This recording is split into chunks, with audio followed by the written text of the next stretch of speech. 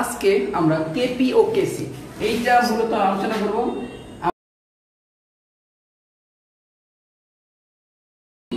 দেখো কিছু কিছু জিনিস আমি টেকনিক শেখাবো তোমাদেরকে, যেটা বুঝতে পারো। আচ্ছা, পি পি মানে কি? চাপ। সি মানে কি? গণমাত্রা। খেয়াল রাখবা, এই গণমাত্রা মানে আবার কি বলতো? ভর বাই আয়তন। তো এই কথাটা খেয়াল রাখবা, কেপি মানে চাপের সম্পর্ক মোলার চাপের সাম্য ধ্রুবক, আর কেসি মানে কি? আয়তনের সাথে। ঠিক আছে, তাহলে মোলার গণমাত্রায় সাম্য ধ্রুবক। আচ্ছা, যদি এটা বুঝতে পারি আমরা, তাহলে আমরা এই কেপি ও কেসি এর রাশিমালা অবশ্যই বের করতে পারবো। আচ্ছা, তো যদি আমরা এই সচরাচর যেটা আসে পরীক্ষায় বেশি, S2 + I2 2SI, দেখো হাইড্রোজেন প্লাস আয়োডিন 2SI, যদি তোমাকে বলে যে এইটা কেপি এর রাশিমালা বের করো, এটার কেপি ও কেসি এর রাশিমালা বের করো, যে কোনো একটা চাইবে রাশিমালা বের করো, তো আমরা কিভাবে বের করব? বের করো। দেখো আমি সহজে তোমাদের বলতেছি। তো আমরা যদি বিক্রিয়াটা দেখি, হ্যাঁ তোমরা আমাকে কমেন্টে জানাও যে সবকিছু ক্লিয়ার কিনা। দেখো এইখানে এই বিক্রিয়াটা তো আছে। এইবার যদি আমরা দেখি, প্রথম কথা হলো কি? প্রাথমিক অবস্থায়। প্রাথমিক অবস্থায়, আচ্ছা প্রাথমিক অবস্থা মানে কি? এখানে প্রাথমিক অবস্থায় না লিখে তুমি লিখতে পারো যে বিক্রিয়ার শুরুতে।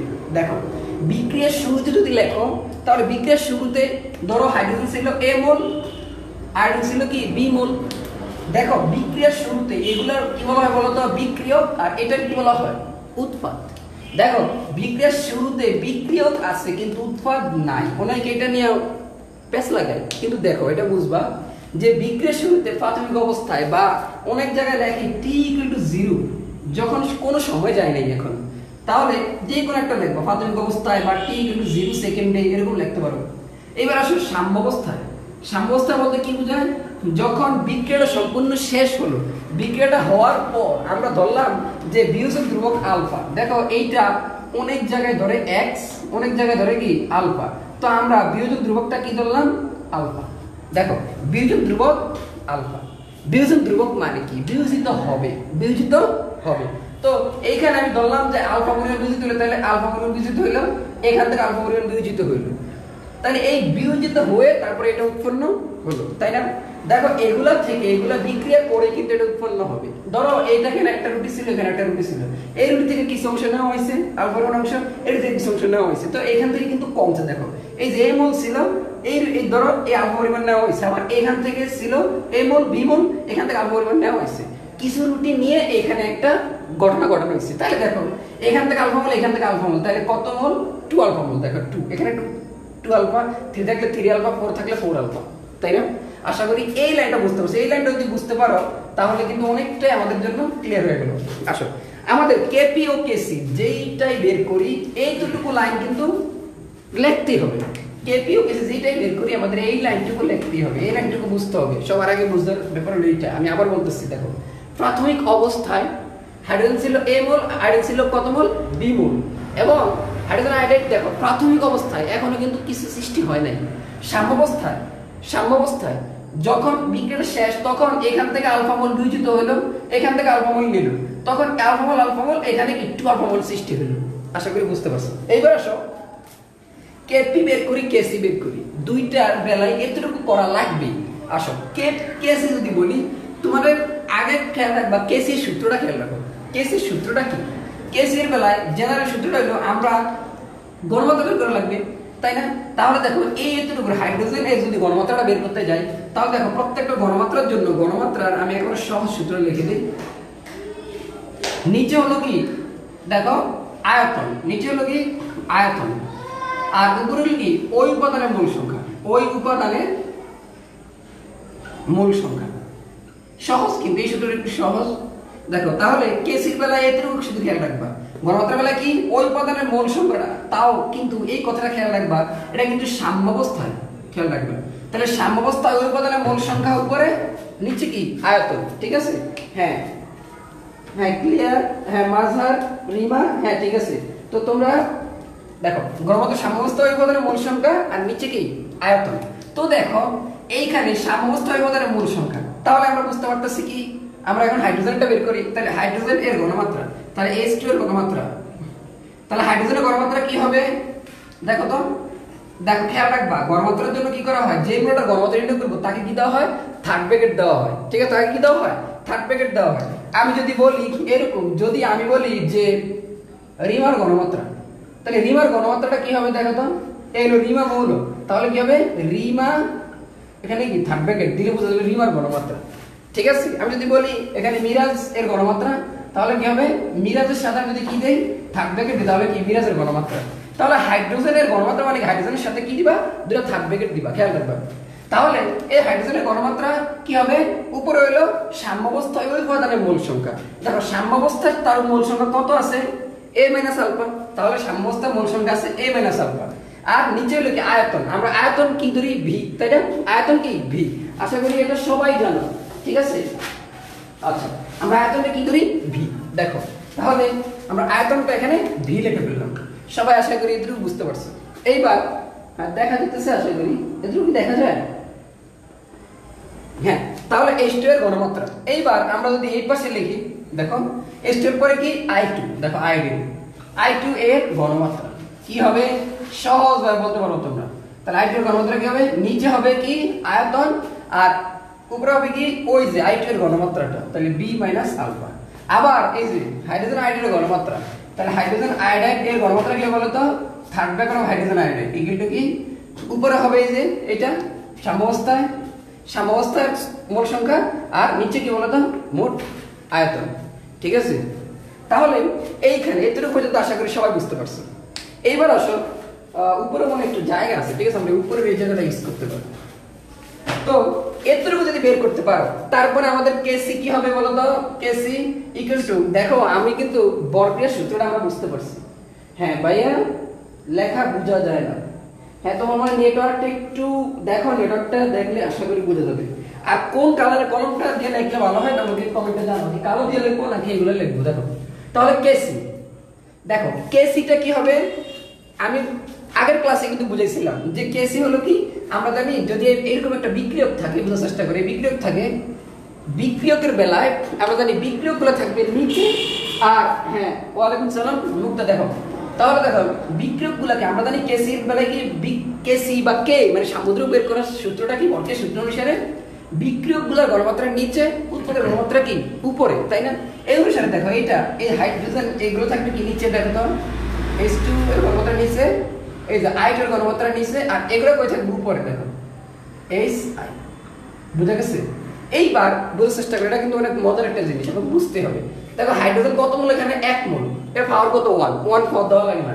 আয়োডিন কত মোল, 1 মোল, এখানে পাওয়ার 1 দেওয়া লাগে না। হাইড্রোজেন আয়োডাইড কত মোল, 2 মোল মানে পাওয়ার এখানে কি 2। আশা করি এটুকু বুঝতে পারছো। তাহলে এইবার যদি আমি মানগুলো শুধু এখানে বসাই, দেখো ইজিলি বলতে পারি। তাহলে এখানে মানগুলো যদি বসাই, তাহলে কি আসছে হাইড্রোজেন আয়োডাইড, দেখো তো এই যে 2 আলফা বাই b স্কয়ার, আর হাইড্রোজেন কত a minus alpha by b, আবার হাইড্রোজেন কত দেখো তো b minus alpha by b। তাহলে ক্যালকুলেশন করলে এখানে আসছে কত দেখো তো 4 alpha square by b square, এখানে কি দেখো তো উপরে আসছে a মাইনাস আলফা ইনটু কি আসছে b মাইনাস আলফা বাই এখানে কি b স্কয়ার, দেখো a b স্কয়ার কাটা, তাহলে সুতরাং আমাদের কেপিটা বের হয়ে গেল, তাই না। তাহলে দেখো তাহলে আমাদের এখান থেকে কেপি কি বের হলো 4 alpha square by a minus alpha into b minus alpha. তার আমাদের কেসি এর রাশিমালা কি 4 alpha square by a minus alpha into b minus alpha. আশা করি সবাই এতটুকু পর্যন্ত বুঝতে পারছো। হ্যাঁ তাহলে যদি দেখো যদি তোমরা এটা বুঝে থাকো তাহলে আমাকে ইয়েস লেখো।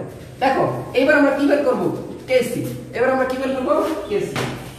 সবাই আমাকে আমি এটা লিখতে লিখতে এই অ্যানসারটা দাও,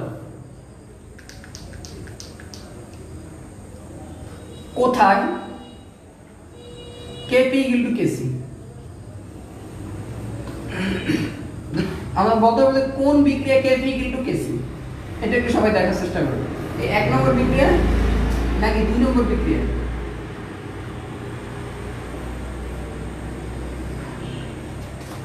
কোন বিক্রিয়া কেপি ইকুয়াল টু কেসি, আমাকে একটু অ্যানসারটা দেওয়ার চেষ্টা করো সবাই। কোথায় কেপি ইকুয়াল টু কেসি? আচ্ছা এইবার আশা করি তোমরা কেসিটা সবাই বুঝতে পারছো। এবার আমরা কেপিটা দেখি। দেখো এবার আমরা কি দেখবো কেপি। আশা করি এর মধ্যে বুঝতে পারছো, যারা বুঝতে পারো তারা আমাকে ডান লিখে জানাও, আর সবাই ক্লাসটাকে শেয়ার করে দাও, সবাই ক্লাসটাকে শেয়ার করে দাও। দেখো তাহলে আমাদের S2 plus I2 equal to কি ছিল 2SI। কেপি বের করার সময় সেম কাহিনী, প্রাথমিক অবস্থায় দেখো তো প্রাথমিক অবস্থায় কি A মোল B মোল 0 মোল, সাম্য অবস্থায় কি আছে বলো তো A minus alpha B minus alpha, আর এখানে কি 2 আলফা, তাই না? 2 থাকায় 2 আলফা। দেখো কেপির বেলায় সূত্রটা মুখস্থ রাখবা, অবশ্যই মুখস্থ রাখতে হবে, ঠিক আছে? আংশিক চাপ, কেপির বেলায় কি কোন কথা হবে? আংশিক চাপ। তাহলে আংশিক চাপের সূত্রটা কি বলতো?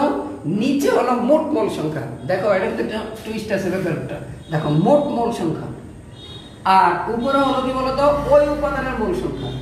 আমি যেভাবে শিখাই সেভাবে শিখো এবং সহজেই অ্যান্সার দিতে পারবা।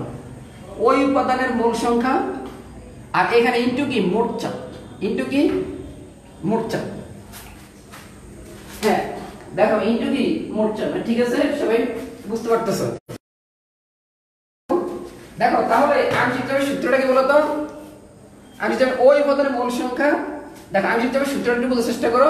নিচে হলো মোট মোল সংখ্যা, মোট মোল সংখ্যা, আর সবগুলা কথা কিন্তু সাম্যাবস্থায়, খেয়াল রাখবা সবগুলা কথা হবে সাম্যাবস্থায়, অলওয়েজ সাম্যাবস্থায় কথা, এটা খেয়াল রাখবা।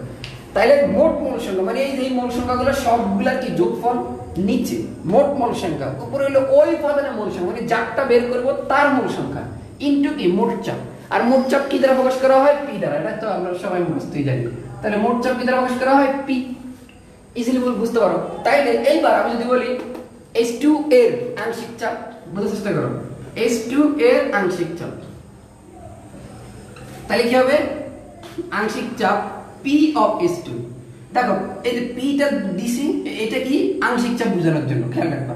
তাইলে নিচে কি মোট মোল সংখ্যা, এখন দেখো তো মোট মোল সংখ্যা বের করা হয়েছে, হয় নাই। তাহলে আমাদের আগে কে বের করার বেলায় খেয়াল রাখবা মোট মোল সংখ্যাটা বের করে নিবা সবাই। তাহলে মোট মোল সংখ্যা বের করে দেখো, এই যে এটা A মাইনাস আলফা যোগ A B মাইনাস আলফা যোগ 2 আলফা। তাহলে দেখো তো এখানে এই 2 আলফা আর A আলফা আলফা কাটা গেলে থাকে কি A প্লাস B। বুঝছো ব্যাপারটা? আবার বলতেছি দেখো, এখানে মোট মোল সংখ্যা আমরা বের করছি কিভাবে? সাম্যাবস্থায় মোট মোল সংখ্যা কিভাবে বের করছি? এইটা যোগ এইটা যোগ এইটা, তাহলে মোট মোল সংখ্যা কি এইটা যোগ এইটা যোগ এইটা। তাহলে নিচে কি মোট মোল সংখ্যা, মোট মোল সংখ্যা কি A প্লাস B, আর উপরে হলো কি ওই উপাদানের মোল সংখ্যা। দেখো হাইড্রোজেনের ওই উপাদানের মোল সংখ্যা কি ছিল A মাইনাস আলফা, ইনটু কি মোট চাপ, ইনটু কি মোট চাপ, মোট চাপটা কি P। আশা করি বুঝতে পারছো। এবার বলি আয়োডিন এর আংশিক চাপ, সবাই কে কে পারবা? এটা দেখো তো নিচে কি মোট মোল সংখ্যা, উপরে কি ওই উপাদানের মোল সংখ্যা, ইনটু কি মোট চাপ। আবার হাইড্রোজেন আয়োডাইড এর আংশিক চাপ P অফ হাইড্রোজেন আয়োডাইড, উপরে হলো কি A প্লাস B। আচ্ছা এইবার আমাকে এইখানে অ্যানসারটা দাও তো সবাই তাড়াতাড়ি। এইখানে কি হবে? A মাইনাস আলফা হবে নাকি B মাইনাস আলফা হবে নাকি 2 আলফা হবে? A B C সবার কাছে সেম। দেখো এইখানে কি হবে, এইখানে কি হবে? ABC এর অ্যানসারটা দাও সবাই, তাড়াতাড়ি অ্যানসার দাও, সবাই তাড়াতাড়ি অ্যানসার দাও, আমি সবার অ্যানসার দেখতে দিচ্ছি। এইখানে কি হবে? এই তিনটার মধ্যে কি হবে? যে এই জায়গায় কি হবে? একটু অ্যানসারটা দাও সবাই, আমি অ্যানসার দিয়ে লিখবো। তাহলে আমি যদি বলি তাহলে সুতরাং এখানের পরে আমরা কোথায় যেতে পারি? স্টুডিও তো হ্যাঁ দেখা যায়। আচ্ছা এইবার আমি যদি বলি কেপি, তাহলে কি হবে? তাহলে কেপি এর সূত্রটা কি যেন বলো তো? আমি আবার এই সূত্র, আশা করি এগুলো বুঝতে পারছো। এবার দেখো ইজিলি আমরা এবার করতে পারি। তাহলে কেপি ওই সেম কাহিনী, কেপির বেলায় কি হবে? আমরা জানি কি বিক্রিয়কগুলো কই যায়? নিচে। উৎপাদ কই থাকে? উপরে। দেখো এই পাশেরটা নিচে চলে আসে, এই পাশেরটা উপরে থাকে, এই আর কিছু না, এত কিছু শেখার দরকার নেই। এটা কই? নিচে। তাহলে এই প্রেসার অফ হাইড্রোজেন নিচে, P অফ কেজে I2 নিচে, আবার P অফ SI উপরে। খেয়াল রাখো এখানে কি 2 থাকার কারণে এখানে কি আছে স্কয়ার। দেখো যদি এখানে 3 থাকতো তাহলে 3 দিতাম, এখানে যদি 3 থাকতো তাহলে আমরা কি দিতাম? এই কিউব দিতাম, তাই না?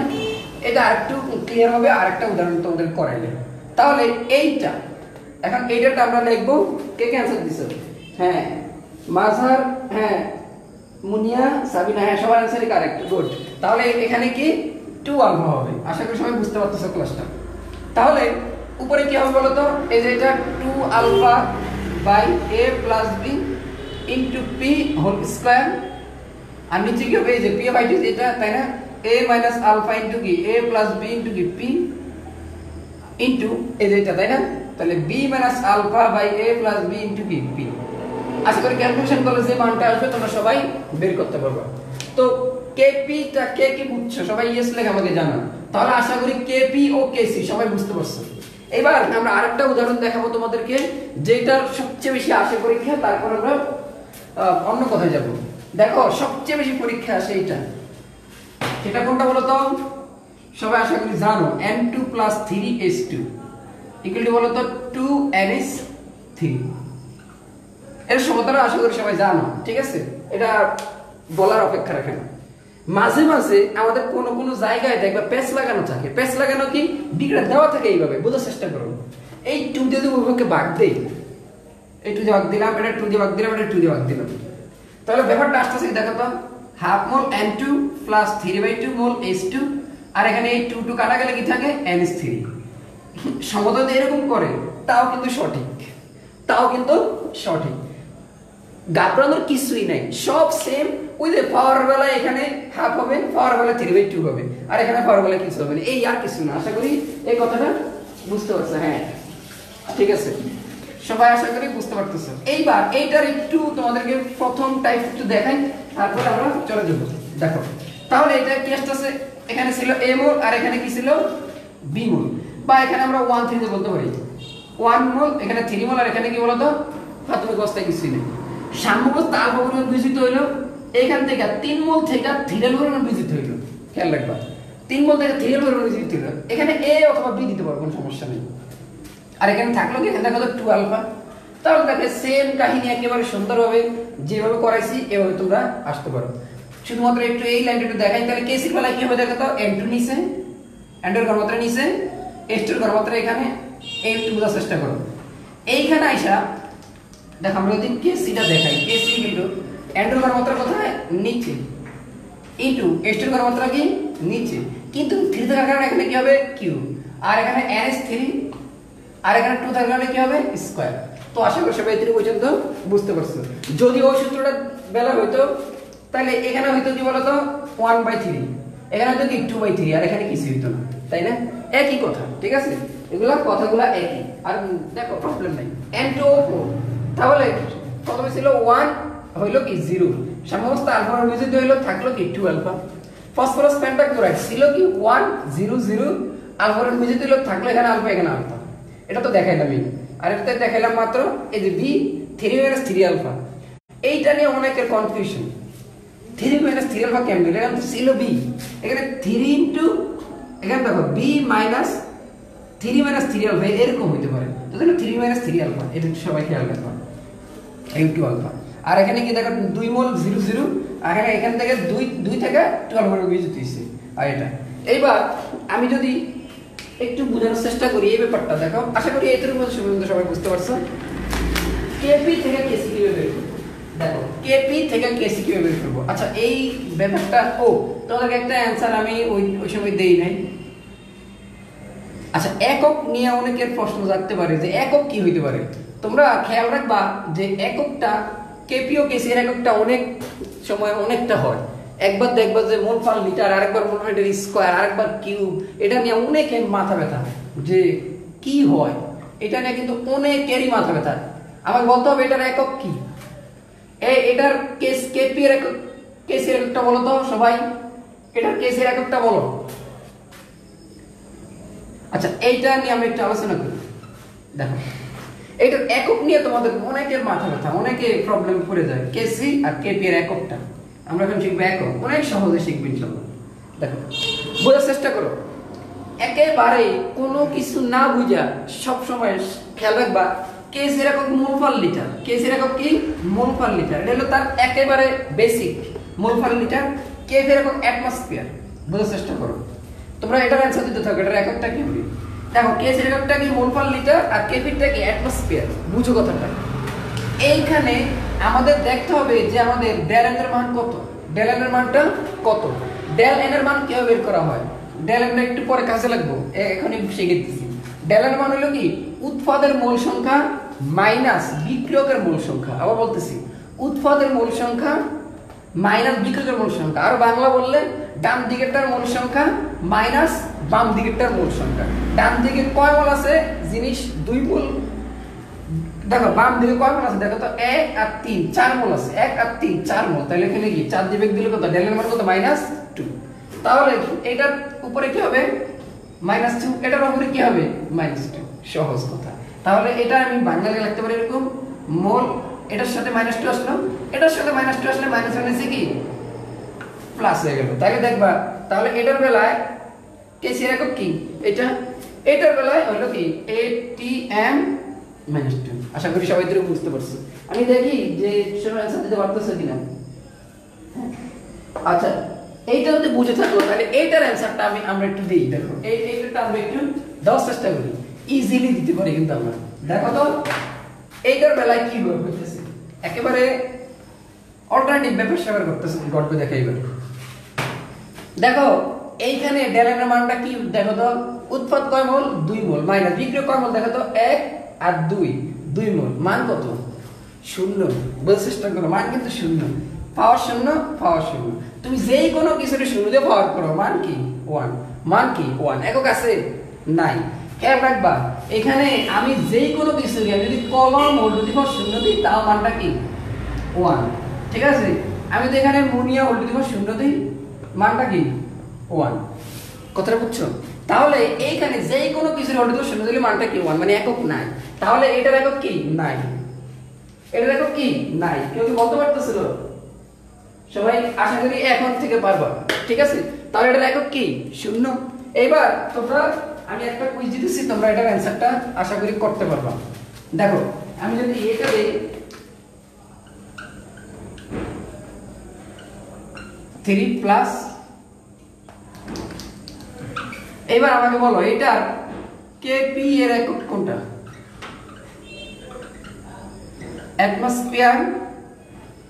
Atmosphere inverse to atmosphere square. সবাই এটার অ্যানসার দিতে থাকো, তাড়াতাড়ি এটার অ্যানসার দিতে থাকো। এর ভিতরে আমি একটা বাংলা পড়া তোমাদেরকে পড়াই। আচ্ছা এইখানে তোমার একটা পড়া, আচ্ছা এখানের অঙ্কগুলো করার চেষ্টা করি, তারপরে আমি বাংলাতে আসবো। হ্যাঁ আচ্ছা এই ব্যাপারটা কি বুঝছো কিনা, এই একক নির্ণয়টা বুঝছো কিনা সবাই আমাকে কমেন্টে জানাও যে একক নির্ণয়টা বুঝছো কিনা, একক নির্ণয়টা বুঝছো কিনা আমাকে বলো, একক নির্ণয়টা বুঝছো কিনা। আচ্ছা এটার এককটা কি হবে একটু আমি আবার বুঝাইতেছি। দেখো এই এখানে দেখো কেপি এর একক এর বেলা আমরা জানি কেপি এর একক কি জেনারেলি অ্যাটমসফিয়ার। তাহলে এইখানে ডেলের মান কত দেখো তো, ডেলের মান কি 1 1 2 মাইনাস এখানে কত 1, তাহলে মান আসছে কত 1। তাহলে অ্যাটমসফিয়ার যদি পাওয়ার 1 দিই তাহলে অ্যাটমসফিয়ার থাকে, তাহলে এটা হচ্ছে তাই না। আশা করি এককের ব্যাপারটা সবাই বুঝতে পারছো। এবার আমরা একটু অঙ্কতে চলে যাব। দেখো এই অঙ্কটাতে তোমাকে বলে দিল কি H2 I2, এটা থাকলে উদ্দীপকে কারেন্ট চলে গেছে, তো এই লাইটই মনে হয় কিছুটা দেখা যাচ্ছে, তোমরা দেখতে থাকো দেখি কারেন্ট আসে কিনা। দেখো 410 কেলভিন তাপমাত্রায় বলছে 35% হাইড্রোজেন আয়োডাইড বিয়োজিত হয়, তাহলে কেপি ও কেসি এর মান কত? মজার একটা প্রশ্ন, এরকম প্রশ্ন আসে পরীক্ষায়। দেখো তাহলে 35% হাইড্রোজেন আয়োডাইড বিয়োজিত হয়। খেয়াল রাখবা আমি যদি আলফার মান পাই, আলফার মান জানি, তাহলে আমার আর কোনো টেনশন আছে? কোনো টেনশন নাই, কিন্তু আমার মূল টার্গেটটা কি আলফার মান, তাই না। তাহলে এইখানে আমি যদি বলি আচ্ছা হাইড্রোজেন আয়োডাইড বিয়োজিত হয়, তাহলে এরকম দেখো হাইড্রোজেন আয়োডাইড বিয়োজিত হওয়া মানে অঙ্কটা কিন্তু এরকম, হাইড্রোজেন আয়োডাইড এখানে হাইড্রোজেন প্লাস আয়োডিন, এটা কিন্তু বিয়োজন বিক্রিয়া, তাই না। কোন যৌগ থেকে যদি ভিন্ন মৌল হয় সেটা নাম হলো বিয়োজন বিক্রিয়া, আর দুইটা যদি একসাথে যুক্ত হয়ে ভিন্ন কোনো মৌল হয় তার নাম কি সংযোজন বিক্রিয়া। বিয়োজিত হওয়া আর বিক্রিয়া করার দুইটা কিন্তু এক না, খেয়াল রাখবা।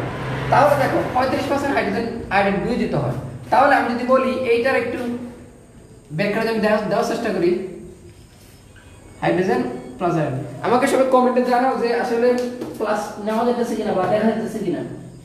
হ্যাঁ সবাই কমেন্টে আমাকে একটু জানো। আচ্ছা তাহলে এবার বোঝার চেষ্টা করো।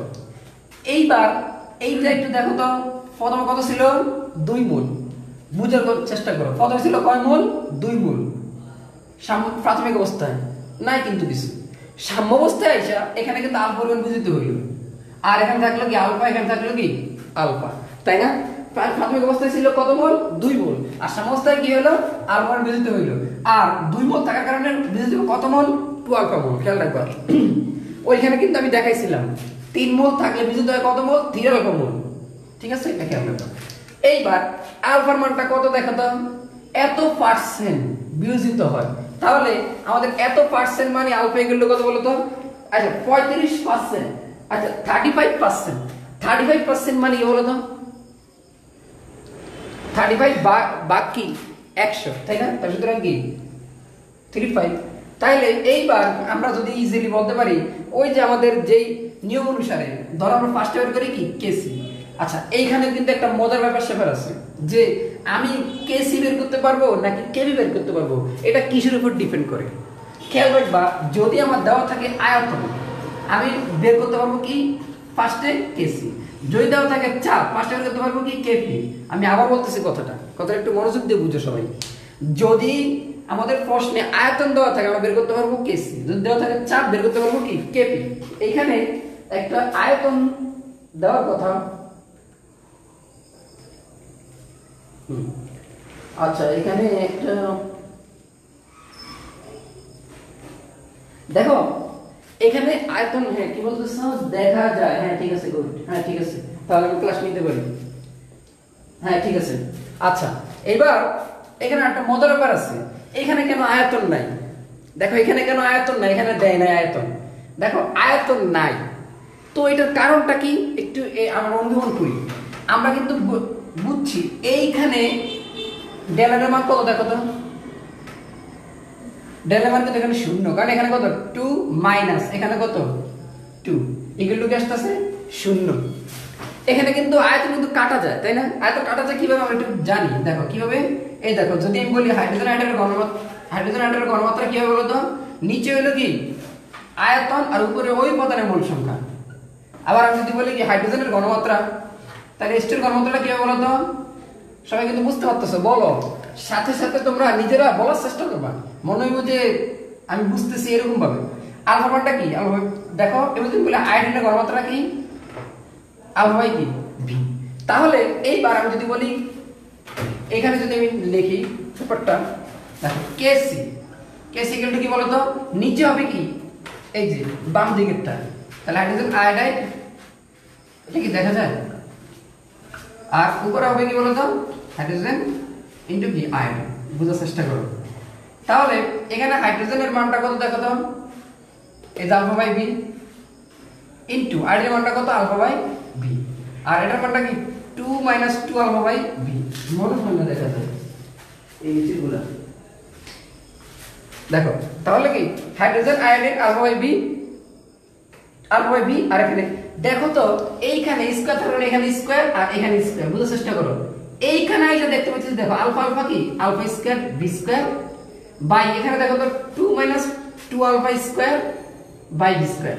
দেখো তো এই বি স্কয়ার আর বি স্কয়ার কাটা না, তাহলে থাকতেছে কি আলফা স্কয়ার বাই 2 মাইনাস 2 আলফা স্কয়ার। এইবার আমরা শুধুমাত্র এই আলফার মানটা কি এখানে বসাই দিলে কি মান চলে আসছে কিনা কেসির। দেখো এখানে আয়তন নাই কেন, এখানে আয়তন লাগে না। কেন লাগে না? কারণ এইখানে এই দুইটার মোল সংখ্যা কি সমান, এই জন্য আয়তনটা কিন্তু ভ্যানিশ হয়ে গেছে। ঠিক আছে, এইবার এখানে কেসির একটা মান বের হলো। ঠিক আছে, তা আলফার মানে যে এখানে বসে দাও 0.35, 2 মাইনাস আলফার মান কি 0.35 বসাইলা, একটা মান চলে আসলো। এখন আমাকে বলতে হবে তোমাদের, আমাকে এইবার একটা বলো কেপি থেকে কেসি বের করা যাবে কিনা। আচ্ছা আমরা ক্যালকুলেশন করে দেখতে পাচ্ছি, ধরো এইটার কেপি মান কত আসছে 0.078, সাপোজ এটা আসছে।